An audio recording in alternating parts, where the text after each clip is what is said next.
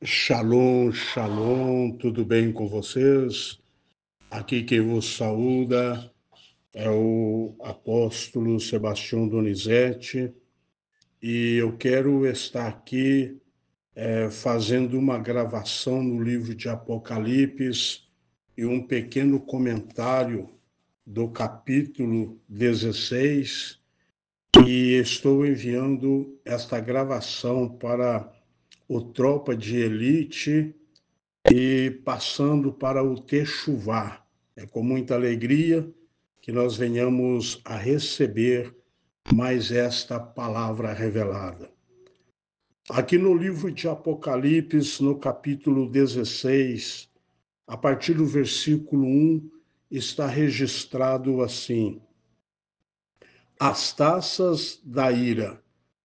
E ouvi vinda do templo uma grande voz que dizia aos 7 anjos: Ide e derramai sobre a terra as 7 taças da ira de Deus.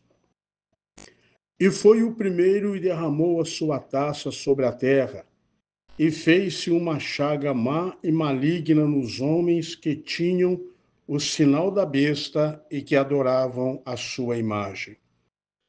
E o segundo anjo derramou a sua taça no mar, que se tornou em sangue como de um morto, e morreu no mar toda a alma vivente. E o terceiro anjo derramou a sua taça nos rios e nas fontes das águas, e se tornaram em sangue. Ouvi o anjo das águas que dizia: Justo és tu, ó Senhor, que és e que eras e que hás de ser, porque julgaste estas coisas. Visto como derramaram o sangue dos santos e dos profetas, também tu lhes deste o sangue a beber, porque disto são merecedores. E ouvi outro do altar que dizia: Na verdade, ó Senhor Deus Todo-Poderoso, verdadeiros e justos são os teus juízos. E o quarto anjo derramou a sua taça sobre o sol, e foi-lhe permitido que abrasasse os homens com fogo. E os homens foram abrasados com grandes calores, e blasfemaram o nome de Deus, que tem poder sobre estas pragas, e não se arrependeram para lhe darem glória. E o quinto anjo derramou a sua taça sobre o trono da besta, e o seu reino se fez tenebroso, e eles mordiam as suas línguas de dor. E por causa das suas dores e por causa das suas chagas, blasfemaram do Deus do céu e não se arrependeram das suas obras. E o sexto anjo derramou a sua taça sobre o grande rio Eufrates, e a sua água secou-se para que se preparasse o caminho dos reis do Oriente. E da boca do dragão, e da boca da besta, e da boca do falso profeta, vi sair 3 espíritos imundos, semelhantes a rãs. Porque são espíritos de demônios que, fazendo milagres, vão ao encontro dos reis da terra e de todo o mundo, para os congregar para a batalha daquele grande dia do Deus Todo-Poderoso. Eis que venho como ladrão, bem-aventurado aquele que vigia e guarda as suas roupas para que não ande nu e não se vejam as suas vergonhas. E os congregaram no lugar que em hebreu se chama Armagedon. E o sétimo anjo derramou sua taça no ar, e saiu uma grande voz do templo do céu, do trono, dizendo: Está feito. E houve vozes e trovões e relâmpagos, e houve um grande terremoto, como nunca houve desde que há homens sobre a terra. Tal foi este tão grande terremoto. E a grande cidade fendeu-se em 3 partes, e as cidades das nações caíram, e da grande Babilônia se lembrou Deus, para lhe dar o cálice do vinho da indignação da sua ira.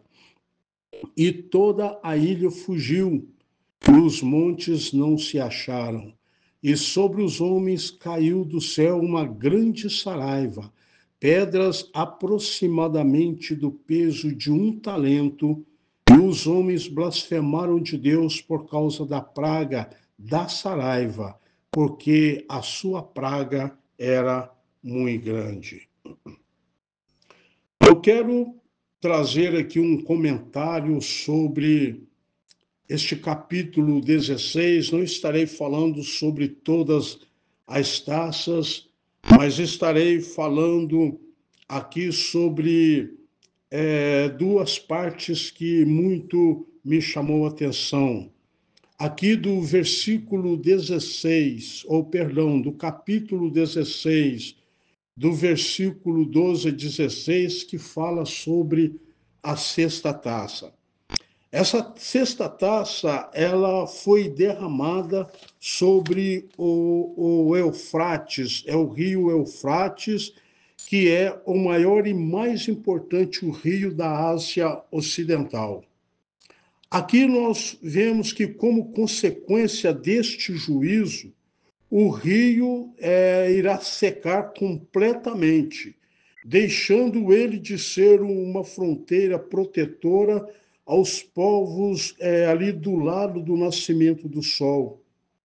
Israel correrá o maior perigo da sua existência quando isto acontecer, quando esta praga cair no rio Eufrates, que o atingir e ele irá secar.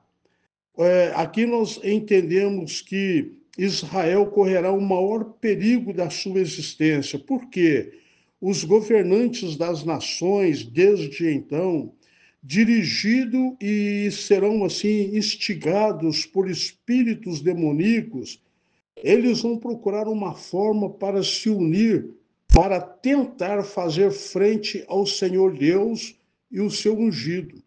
Isto é por causa da raiva, do ódio que eles terão e vão ter ali se submetido à vontade dos demônios, os quais estarão conclamando uma peleja, e para que eles venham a fazer frente, venham a blasfemar contra o Senhor Deus e o seu ungido.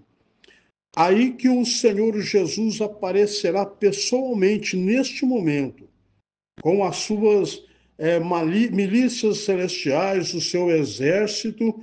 Então ele fará um grande livramento ao seu povo de Israel, instaurando assim o seu reino de justiça. Mas nós venhamos aqui que também acontecerá neste mesmo tempo a batalha do Armagedon.